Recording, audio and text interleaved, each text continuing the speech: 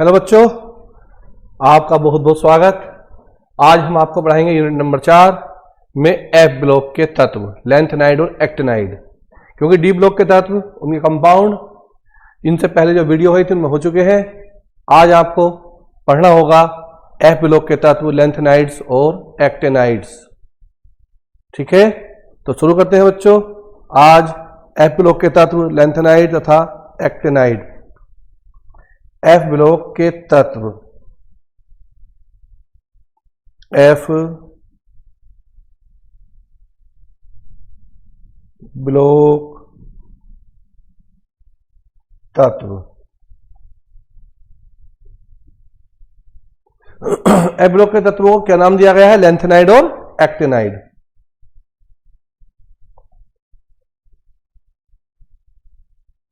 Lanthanides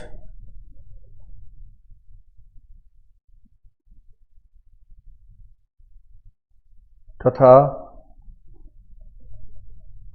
actinides.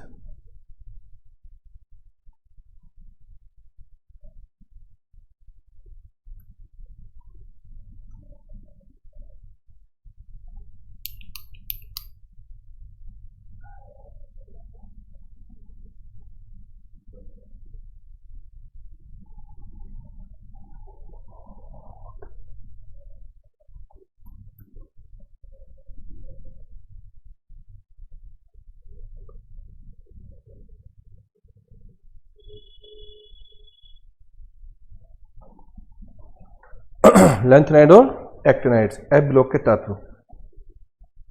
प्यारे बच्चों,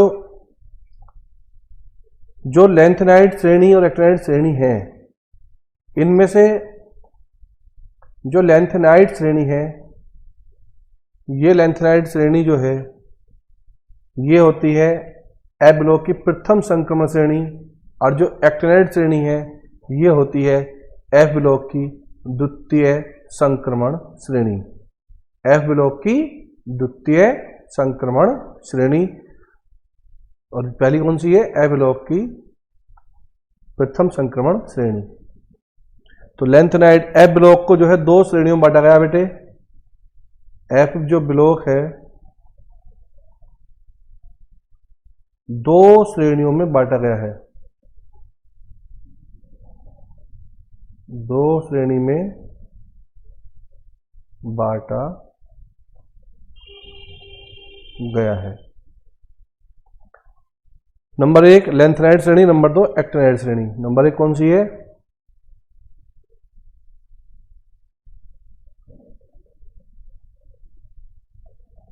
lanthanides श्रेणी। और नंबर दूसरी श्रेणी कौन सी है बेटे? एक्टिनाइड्स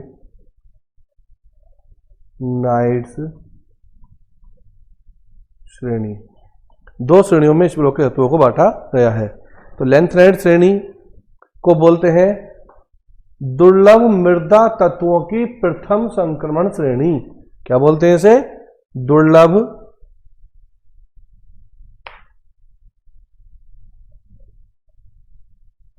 मृदा तत्वों की प्रथम श्रेणी। ये अंतः संक्रमण श्रेणी होती है, संक्रमण श्रेणी नहीं होती है, अंतः संक्रमण श्रेणी कहलाते हैं इन्हें। इसे बोलते हैं दुर्लभ मृदा तत्वों की द्वितीय संक्रमण श्रेणी। संक्रमण श्रेणी, दुर्लभ मृदा तत्वों की संक्रमण श्रेणी, द्वितीय संक्रमण श्रेणी हो गई। बच्चों, जो लैंथेनाइड है, लैंथेनाइड श्रेणी है, लैंथेनाइड श्रेणी में प्रथम अंतः संक्रमण श्रेणी कहते हैं इसे। क्या बोलते हैं लैंथेनाइड को? प्रथम अंतः संक्रमण श्रेणी। और प्रथम अंतः संक्रमण श्रेणी में जो है कहां से कहां तक के एलिमेंट रखे गए हैं इसमें? लैंथेनाइड श्रेणी या प्रथम अंतः संक्रमण श्रेणी। तो इस श्रेणी में कहां से कहां तक के तत्व रखे गए हैं? 58 CE से लेकर 71 LU तक के 14 तत्व इस श्रेणी में रखे गए हैं और इन सभी श्रेणी को लेंथेनम कहते हैं। देखो लेंथेनम L है। सबसे अच्छी बात यहां देखने को ये मिलेगी कि श्रेणी में लेंथेनम तत्व है ही नहीं। लेंथेनम जब नहीं है फिर भी इस श्रेणी को बोलते हैं लेंथेनम श्रेणी। क्यों कहते हैं ऐसा? जब लेंथेनम एलिमेंट ही इस श्रेणी में नहीं है तो इसे लेंथेनम क्यों कहते हैं? प्यारे बच्चों, इसे लेंथेनम इसलिए कहते हैं, लेंथेनाइड्स इसलिए कहते हैं श्रेणी को, प्रथम अंतः संक्रमण श्रेणी को लेंथेनम इसलिए कहते हैं, लेंथेनाइड्स इसलिए कहते हैं क्योंकि इस श्रेणी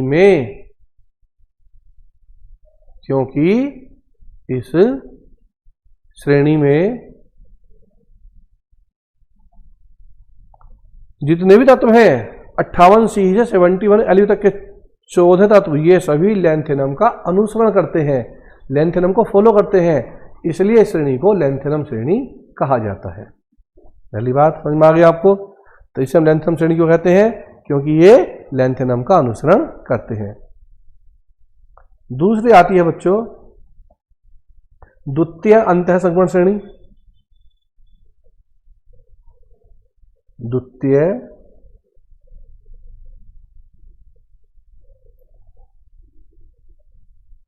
अंतः संक्रमण श्रेणी। बेटा इस श्रेणी में 90 TH से 103 LR तक के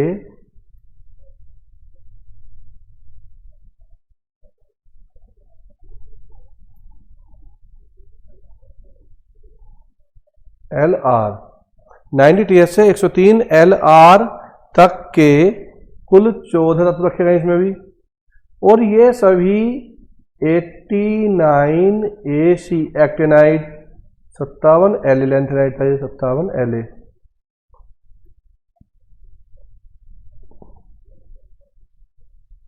ये करते हैं, इनका अनुसरण करते हैं, 89 AC एक्टिनाइड का अनुसरण करते हैं, इसलिए इन सभी तत्वों को एक्टिनाइड श्रेणी के तत्व कहते हैं, क्योंकि ये तत्व जितने भी 14 तत्व हैं द्वितीय अंतः संक्रमण श्रेणी के, ये सभी एक्टिनाइड का अनुसरण करते हैं, इसलिए इस श्रेणी को एक्टिनाइड श्रेणी कहा जाता है।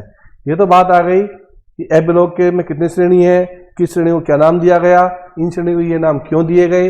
इसके बाद अब हम लेंथेनाइड श्रेणी के बारे में पढ़ेंगे। पहले पढ़ेंगे हम लेंथेनाइड श्रेणी। लेंथेनाइड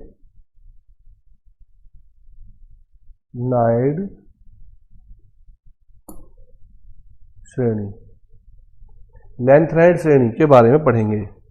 तो इस श्रेणी के को हम लेंथेनम भी कह सकते हैं, आप इसे लेंथेनम। तो लेंथेनाइड श्रेणी के बारे में पढ़ेंगे, इसे हम लेंथेनम भी कह सकते हैं। तो ये श्रेणी क्या है, इसे लेंथेनम के क्या क्या प्रॉपर्टी हैं, क्या इनके इलेक्ट्रॉनिक विन्यास हैं, क्या इनके गुण हैं, ये सब पढ़ेंगे बेटे। तो बेटे लेंथेनाइड श्रेणी होती है, लेंथेनाइड श्रेणी का जो लेंथेनम का इलेक्ट्रॉनिक अभिविन्यास होता है वो होता है 57 LA, लेंथेनम श्रेणी का 57 LA। इसके बाद आप यहां पर लिख सकते हैं इनके इलेक्ट्रॉनिक विन्यास में 4F0, 5D1 और 6S2, ये हो गया 58 CE सीरियम का, 57 और एक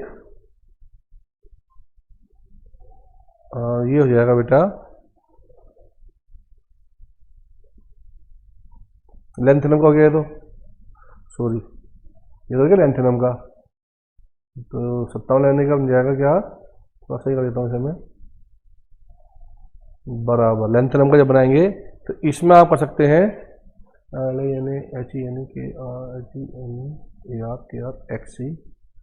कर सकते हैं बेटे आप यहाँ 54,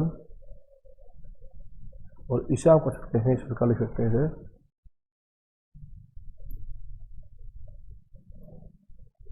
जैसे लेंथ एम का हो गया 57, LA हो गया 4F0 5D1 6S2 54 55 57।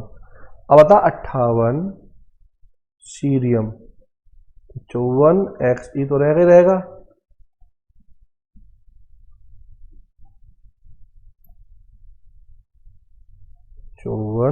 XE 4F1 5D1 6S2।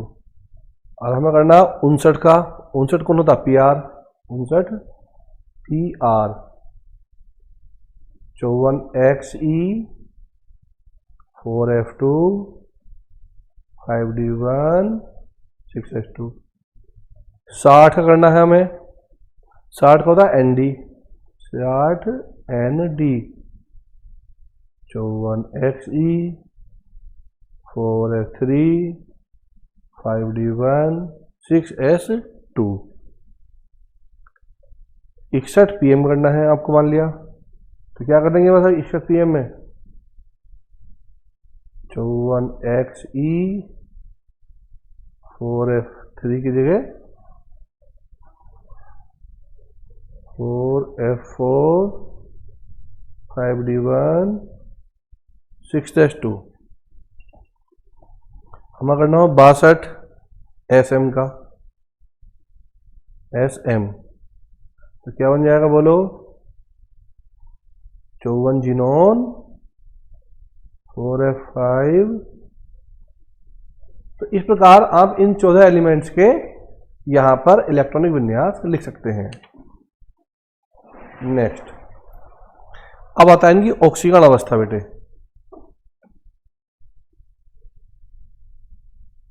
ऑक्सीकरण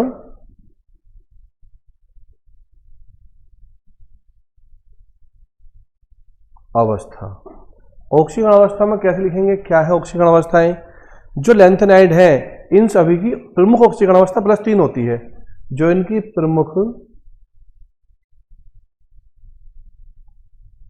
ऑक्सीकरण अवस्था होती है, कितनी होती है बेटे? +3 इनकी प्रमुख ऑक्सीकरण अवस्था है। क्यों? क्योंकि जब आप देख रहे थे सब में जो अंतिम इलेक्ट्रॉन तो 4F में जा रहे थे, परंतु उससे पहले जो इलेक्ट्रॉन थे वो 3D1 4S2 थे। D में 1 इलेक्ट्रॉन था, 4S में 2 इलेक्ट्रॉन थे। तो जो 4F कोष है इसका मतलब एक आवरण में घिरा हुआ कोष है, उसका इलेक्ट्रॉन निकालना बहुत मुश्किल होता है।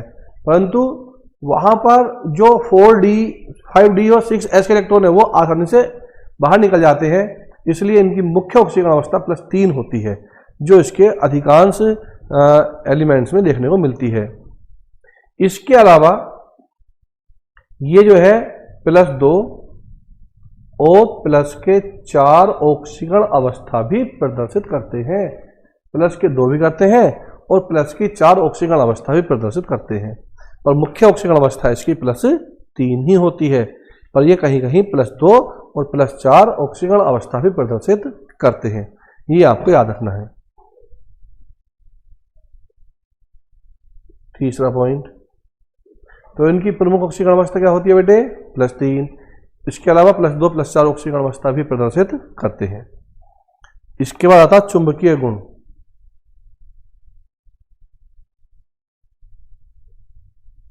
चुंबकीय गुण, चुंबकीय गुण क्या होता बेटे? इस जब तक इनकी +3 ऑक्सीकरण अवस्था, तो ये इस कंडीशन में तो अनुचुंबकीय गुण प्रदर्शित करते हैं। इनका जब तक ये +3 ऑक्सीकरण अवस्था है ये अनुचुंबकीय गुण प्रदर्शित करते हैं। और La3 पॉजिटिव और Lu3 पॉजिटिव, इन दोनों का चुंबकीय आघूर्ण क्या होता है बेटे? 0 होता। चुंबकीय आघूर्ण क्या होता? 0। क्यों होता है 0 चुंबकीय आघूर्ण? कौन बताएगा? लगाइए दिमाग। आपको सिखाया था पिछले वीडियो में मैंने चुंबकीय आघूर्ण कैसे निकालते हैं। और इन दोनों का चुंबकीय आघूर्ण 0 क्यों है? बताइए, आप लोग बता सकते हैं इन दोनों का चुंबकीय आघूर्ण शून्य क्यों है? शून्य क्यों होता है? क्या वजह है इसके पीछे? इनका चुंबकीय आघूर्ण शून्य क्यों होता है?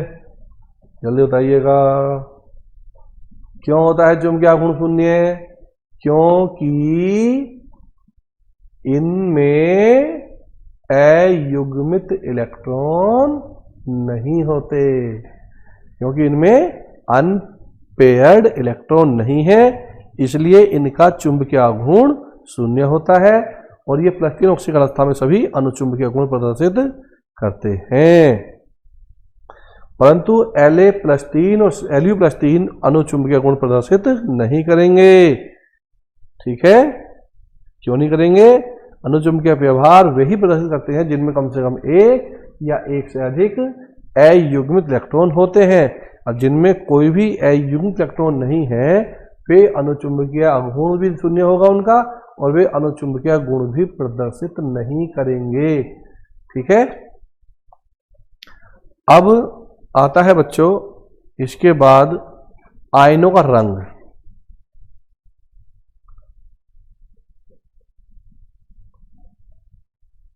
आयनों का रंग, आयनों का रंग क्या होता है बेटे? आयनों का रंग होता है, ये जो F ब्लॉक के एलिमेंट्स हैं इनके जो आयन होते हैं त्रिधनात्मक आयन, जिनके 4f में n इलेक्ट्रॉन अर्थात 14 - n इलेक्ट्रॉन उपस्थित होते हैं, वे उनके रंग समान प्रकार के होते हैं। जैसे Pr3+ और Tm3+ आयन जिनके 4s कोश में 2 तथा 12 इलेक्ट्रॉन हैं, रंग इस प्रकार के होंगे। जैसे कि Pr3+ में कितने इलेक्ट्रॉन है? 2। 4f कोश में कितने इलेक्ट्रॉन है इसके जो 4f सब सेल है बेटे, 4f में 2 इलेक्ट्रॉन। और इसी प्रकार एक होता है Tm, इसकी 4f में कितने इलेक्ट्रॉन है? 12 इलेक्ट्रॉन। तो ऐसी कंडीशन में इनके रंग सेम रहेंगे। ऐसी कंडीशन में इनके रंग क्या रहेंगे? सेम रहेंगे। याद रखना है आपको ये वाली बात भी। Pr जिसमें 2 इलेक्ट्रॉन है और Tm जिसमें कितने इलेक्ट्रॉन है? 12 इलेक्ट्रॉन, रंग सेम रहेंगे। तो जब F0 हो या F7 हो या F पूर्ण भरा हो तो वे रंगीन होंगे। ये कंडीशन समझ लेना आप लोग।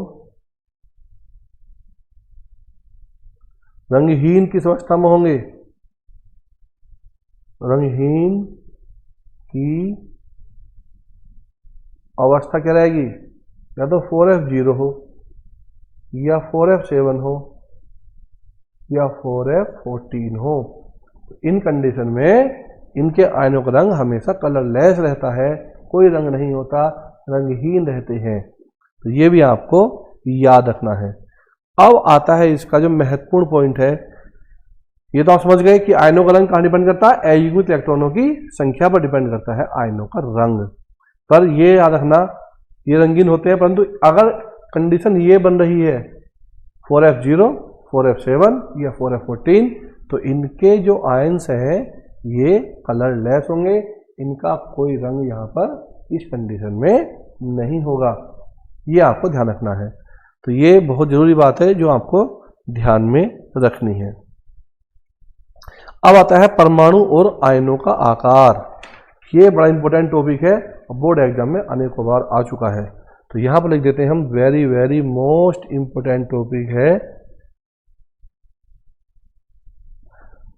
आयनों का आकार या परमाणु आकार। आयनों का आकार तथा परमाणु आकार तथा परमाणु आकार, इसे जानते हैं लैंथेनाइड संकुचन के नाम से। लैंथेनाइड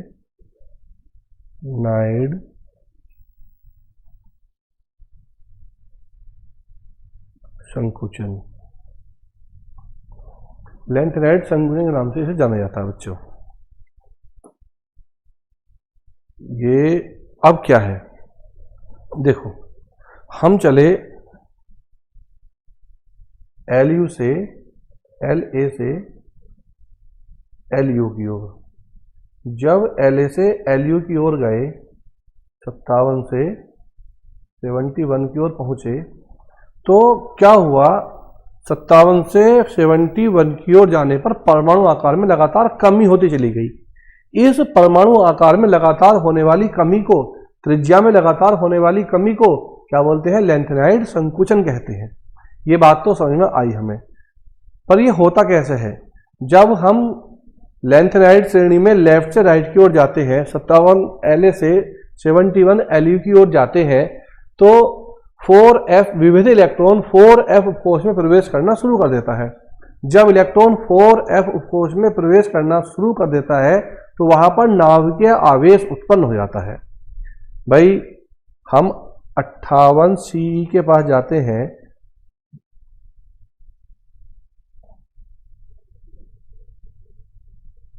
तो यहां होता 4f1 5d1 6s2, ये होता आखिरी का इलेक्ट्रॉनिक विन्यास, आखिरी सेल का 4f1 5d1 3d1। इससे पहले लिख देता हूं, आपको कंफ्यूजन ना हो जाओ आप।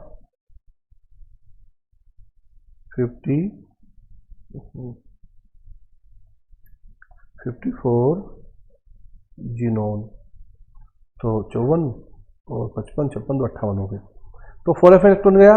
इसके बाद PR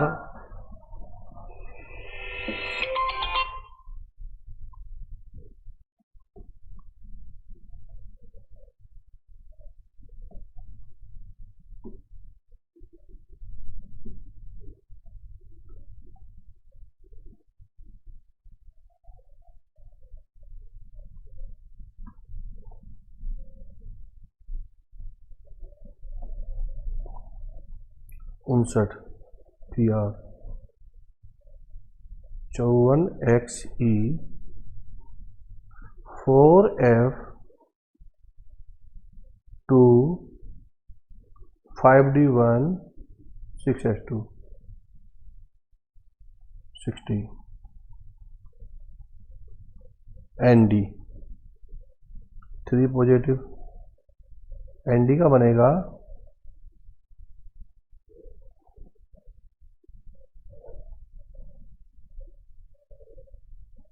तो आप क्या देख रहे हैं यहां पर, 4f में इलेक्ट्रॉन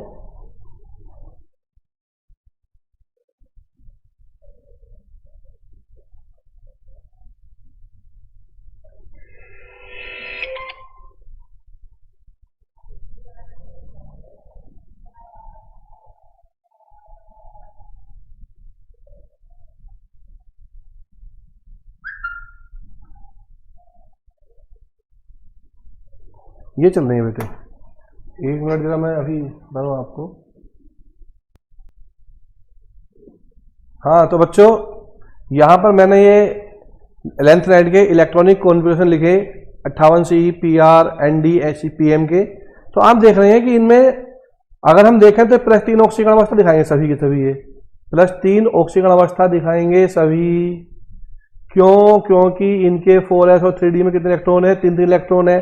पर हम देख रहे हैं कि 4f सब सेल में एक इलेक्ट्रॉन एंट्री करता जा रहा है बार बार, तो इस इलेक्ट्रॉन के एंट्री कर जाने से न्यूक्लियर चार्ज बढ़ रहा है, और जब न्यूक्लियर चार्ज बढ़ता है तो नाव के आवेश के बढ़ने से रेडियस को छोटी कर देता है वो, तो रेडियस छोटी हो जाती है। पर यहां पर सोचने की बात एक है, जब हम मध्य से आगे की ओर जाएंगे श्रेणी में, 4f7 से लेकर आगे की ओर जाएंगे 4f8 4f9 4f10, तो यहां पर क्या होगा, इलेक्ट्रॉनों की पेयरिंग शुरू हो जाएगी। तो इलेक्ट्रॉनों की पेयरिंग शुरू होने के बाद, इलेक्ट्रॉनों का युग्मन शुरू होने के बाद भी यहां पर रेडियस कम नहीं होगी, लगातार रेडियस बढ़ेगी नहीं, स्थिर नहीं होगी, कम होती चली जाएगी। क्यों? क्योंकि जो इलेक्ट्रॉनों के युग्मन होने से पहले डी ब्लॉक में देखा आप लोगों ने, पृथ्वीकर्षण बल उत्पन्न हुआ, उसने नाव के आवेश द्वारा उत्पन्न आकर्षण बल को कम कर दिया या स्थिर कर दिया। तो वहां पर रेडियस स्थिर हो गई, या बाद में और भी उससे हावी हो गया तो बढ़ गई। परंतु यहां पर भी प्रतिकर्षण बल उत्पन्न होगा, परंतु वह नाभिकीय आवेश द्वारा उत्पन्न आकर्षण बल को पर कोई प्रभाव नहीं डाल पाएगा, क्योंकि यहां पर एक और फैक्टर काम कर रहा है, और वो है आवरणी प्रभाव, स्क्रीनिंग इफेक्ट। और वह जो स्क्रीनिंग इफेक्ट है, आवरणी प्रभाव है, यह आवरणी प्रभाव क्या, ये जो आवरणी प्रभाव है ये इलेक्ट्रॉनों के पेयर से जो उत्पन्न प्रतिकर्षण बल है, रिफ्लेक्शन फोर्स है, इस रिपल्सन फोर्स को ज्यादा हावी नहीं होने देता है और वह नाव के आवेश तक नहीं पहुंच पाता है, और न्यूक्लियर चार्ज जो है वो लगातार रेडियस को छोटी करता चला जा रहा है। तो इसे बोलते हैं लेंथेनाइड संकुचन। क्या बोलते हैं इसे? लेंथेनाइड संकुचन। तो जब हम लेंथेनाइड संकुचन को जो पढ़ेंगे, और हम पढ़ेंगे कि 58 CE से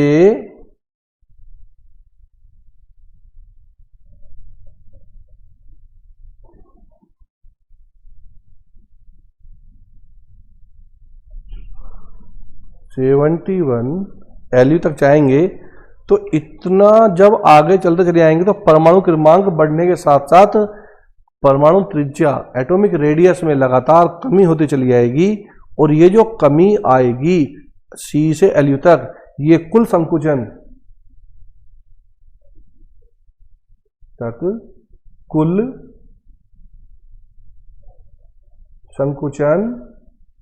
कितना होगा? ये कुल संकुचन जो हो जाएगा 15 पिकोमीटर, 15 PM तक हो जाएगा। इतनी त्रिज्या छोटी हो जाएगी, LA से LU की ओर जाने पर 15 PM तक का संकुचन हो जाएगा। तो इसी को बोलेंगे लेंथेनाइड संकुचन। आणविक रेडियस में जो कमी है, इसी कमी को बोलते हैं लेंथेनाइड संकुचन। अब लेंथेनाइड संकुचन के परिणाम क्या है? लेंथेनाइड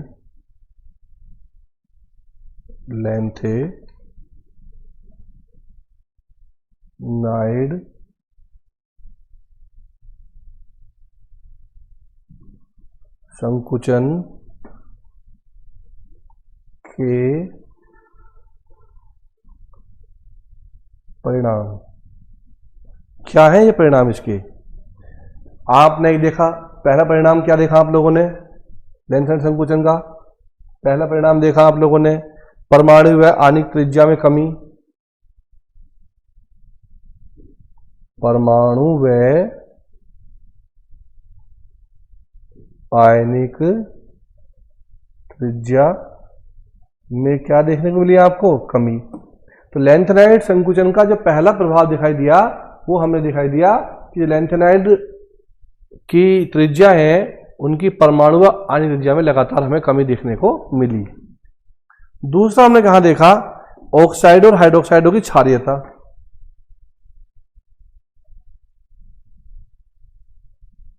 ऑक्साइडों व हाइड्रोक्साइडों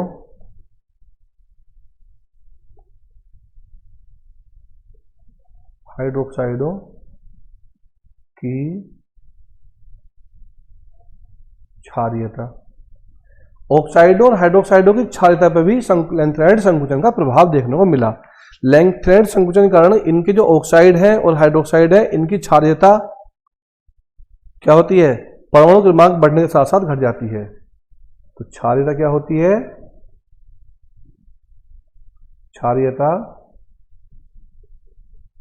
परमाणु क्रमांक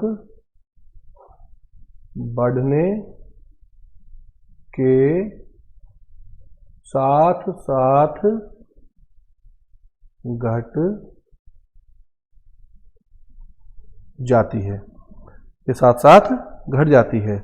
तो इनकी क्षारीयता हमें देखने को मिली कि परमाणु क्रमांक बढ़ने के साथ साथ इनकी क्षारीयता घट जाती है। तो LaOH का होल थ्राइस कितना है इसका? 57। क्या होता है ये? प्रबल क्षार, प्रबल क्षार है। और इसके बाद कहाँ है हम? 71 LU। OH का होल साइज क्या है यहाँ पर, ये दुर्बल क्षार है, दुर्बल क्षार है। लैंथेनाइड संकुचन वृद्धि होने पर लैंथेनाइड के धनायन का आकार घटने लगता है और परमाणु क्रमांक वृद्धि होने के साथ साथ लैंथेनाइड की ध्रुवण क्षमता भी बढ़ जाती है। तो यहाँ पर ये देखने को मिला। और इसके अलावा क्या देखने को मिल रहा है हमें यहाँ पर, नंबर 3 पर घनत्व, डेंसिटी भी क्या देख रहे हैं। लैंथेनाइड संकुचन के कारण परमाणु आकार में कमी हो जाती है, जिस कारण घनत्व में वृद्धि हो जाती है। क्या होती है, घनत्व में वृद्धि हो जाती है। वृद्धि घनत्व में क्यों हो रही है, घनत्व में वृद्धि इसलिए हो रही है क्योंकि लैंथेनाइड संकुचन के कारण परमाणु आकार जब कम होता है और द्रव्यमान तो कम हो नहीं रहा, द्रव्यमान तो बढ़ता जा रहा है, आकार कम होता जा रहा है, तो घनत्व में वृद्धि होगी कि नहीं होगी, होगी। तो घनत्व में क्या होगी, वृद्धि हो जाती है। आयनन विभव क्या होता है, नंबर 4 पे यहां फर्क पड़ता है इसका। आयनन विभव में भी हमें यहां पर प्रभाव देखने को मिलता है। कैसे मिलता है, क्योंकि जब लैंथेनाइड संकुचन होता है तो त्रिज्या छोटी होती है, और जब रेडियस छोटी होती है तो वहां से इलेक्ट्रॉन निकालना बहुत मुश्किल हो जाता है। तो इसके लैंथेनाइड संकुचन के कारण जो इसका आयनन विभव होता है उस पर भी परिवर्तन देखा जाता है। अब आता है इसके बाद लैंथेनाइड के बाद थोड़ा सा एक्टिनाइड के ऊपर विचार कर लेते हैं। एक्टिनाइड क्या है बेटे,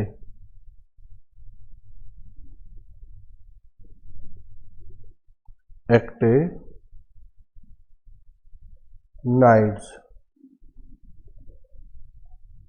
एक्टिनाइड्स क्या होते हैं, द्वितीय संक्रमण श्रेणी में आते हैं बेटे एक्टिनाइड्स। ये हो क्या होती है एक्टिनाइड्स, बच्चों एक्टिनाइड्स जो है ये द्वितीय अंतः संक्रमण श्रेणी के तत्व होते हैं, और इस श्रेणी में आप जानते ही हैं 90TH से 103 LR तक के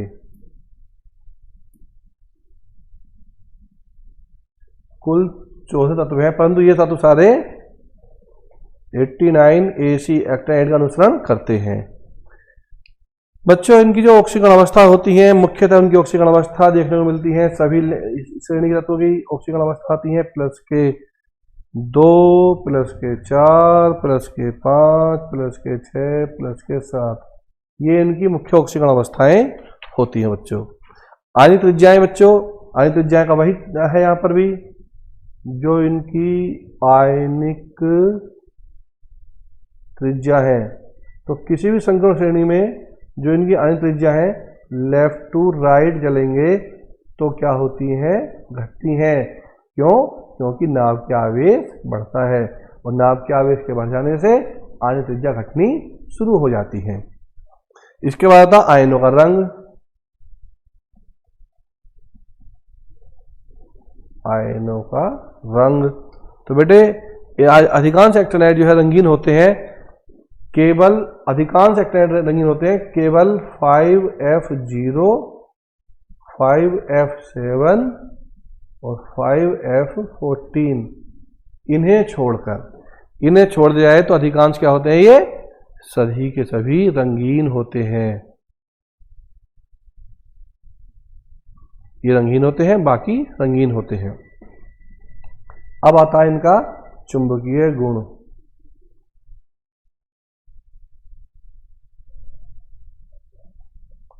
चुंबकीय गुण बेटे मैग्नेटिक प्रॉपर्टी क्या होती है, अधिकांश एक्टिनाइड अनुचुंबकीय होते हैं क्योंकि इनमें अनपेयर्ड इलेक्ट्रॉन मिलते हैं, इसलिए अधिकांश एक्टिनाइड कैसे होते हैं, अनुचुंबकीय प्रवृत्ति के होते हैं।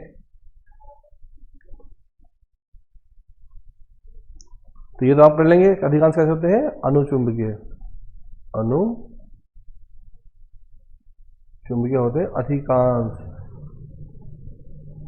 क्यों होते हैं अधिकांश अनुचुंबकीय, क्योंकि इनमें क्या होता है, अधिकांश एक्टिनाइड अनुचुंबकीय क्यों होते हैं, अधिकांश एक्टिनाइड अनुचुंबकीय को इसलिए होते हैं क्योंकि इनमें अनपेयर इलेक्ट्रॉन होते हैं। अब लैंथेनाइड एक्टिनाइड की तुलना करते हैं हम। तो बच्चों लैंथेनाइड एक्टिनाइड की तुलना में आप 4-5 बातें याद कर लीजिए बस। लैंथेनाइड की मुख्यतः ऑक्सीकरण अवस्था कितनी होती है? +3 होती है। लैंथेनाइड की मुख्यतः ऑक्सीकरण अवस्था कितनी होती है? +3 होती है। ये वाली बात याद कर लो एक तो। दूसरा क्या याद करोगे? इनकी मुख्यतः ऑक्सीकरण अवस्था कितनी होती है? +2, +3, +4, +5, +6 होती है। और इनकी अधिकतम ऑक्सीकरण अवस्था +7 तक हो सकती है और उनकी अधिकतम ऑक्सीकरण अवस्था +4 होती है। लैंथेनाइड की अधिकतम +4 और एक्टिनाइड की अधिकतम +7 होती है। लैंथेनाइड की अनुचुंबकीय प्रवृत्ति की व्याख्या आसानी से कर सकते हैं, परंतु एक्टिनाइड की थोड़ा सा कठिन होती है। इनकी अनुचुंबकीय गुणों की व्याख्या करना बहुत कठिन है। प्रोमेथियम को छोड़कर लैंथेनाइड रेडियोएक्टिव नहीं होते, जबकि सभी एक्टिनाइड रेडियोएक्टिव होते हैं। लैंथेनाइड में प्रोमेथियम तो एक्टिनाइड है, उसे छोड़कर कोई भी रेडियोएक्टिव नहीं है, परंतु एक्टिनाइड में सभी रेडियोएक्टिव एलिमेंट हैं। लैंथेनाइड के यौगिक कम क्षारीय होते हैं और जबकि एक्टिनाइड के यौगिक अधिक क्षारीय होते हैं। ये दोनों में डिफरेंस थे। दोनों में समानताएं क्या है? दोनों में ही n-2f ऑर्बिटल में इलेक्ट्रॉन प्रवेश करता है। दोनों में ही समानताएं देखेंगे यदि हम, n-2f उपकोष में इलेक्ट्रॉन प्रवेश करेगा दोनों में। दोनों की प्रमुख ऑक्सीकरण अवस्था +3 होती है। दोनों ही क्रियाशील हैं और दोनों ही प्रबल विद्युत धन विद्युती होते हैं। दोनों अधिक क्रियाशील है, दोनों ही क्या होते हैं बेटा? प्रबल धन विद्युती होते हैं। दोनों ही चुंबकीय गुण प्रदर्शित करते हैं और दोनों में ही परमाणु त्रिज्या में कमी देखी जाती है। लैंथेनाइड को बोलते हैं लैंथेनाइड संकुचन और एक्टिनाइड को बोलते हैं एक्टिनाइड संकुचन। अब इनके बेटा उपयोग कहाँ आते हैं? उपयोग कहाँ कहाँ करे जाते हैं? लैंथेनाइड एक्टिनाइड के उपयोग कहाँ होते हैं? ये देखें आप लोग उपयोग।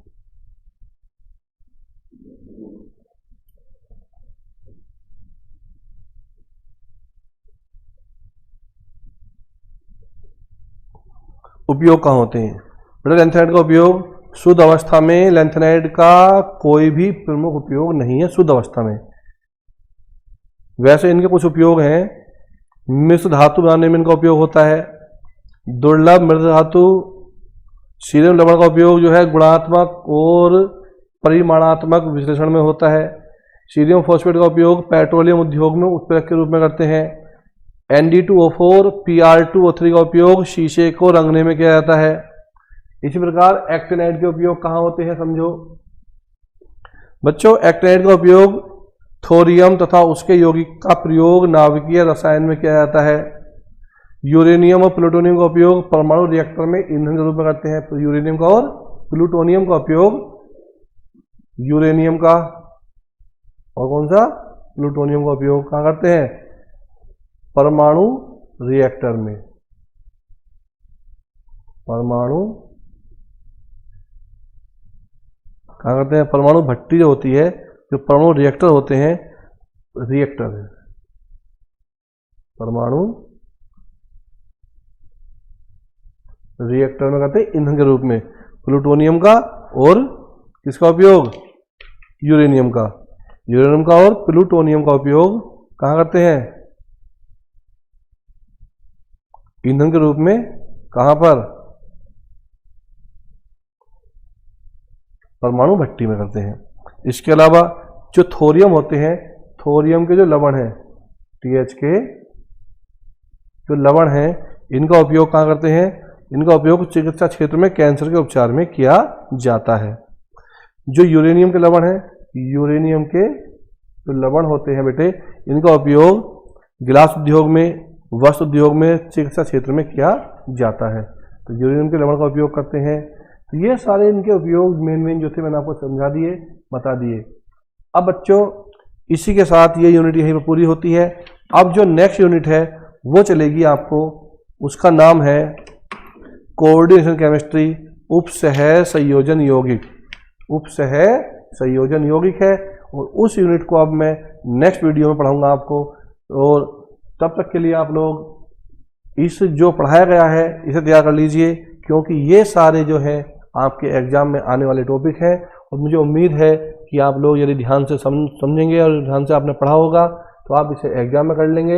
यदि आपको कहीं कोई बात क्लियर ना हुई हो तो आप लोग मुझे मैसेज करके बता सकते हैं। कि हाँ ये वाली बात में क्लियर नहीं हुई है, तो मैं उसे दोबारा से फिर क्लियर करने की कोशिश करूँगा। और मैं उम्मीद करूँगा कि आने वाले बोर्ड एग्ज़ाम में आप अच्छे से अच्छे अंक प्राप्त करें और इन वीडियो को लगातार देखते रहें और अपने दोस्तों में शेयर करें। तब तक के लिए आप सभी को बहुत बहुत धन्यवाद, और आप सभी का बहुत बहुत धन्यवाद के साथ साथ मैं उम्मीद करूँगा कि आप इन्हें ध्यान से पढ़ेंगे और आप अपने बोर्ड एग्ज़ाम में अच्छे से अच्छे अंक प्राप्त करेंगे। तब तक के लिए आप सभी का थैंक यू।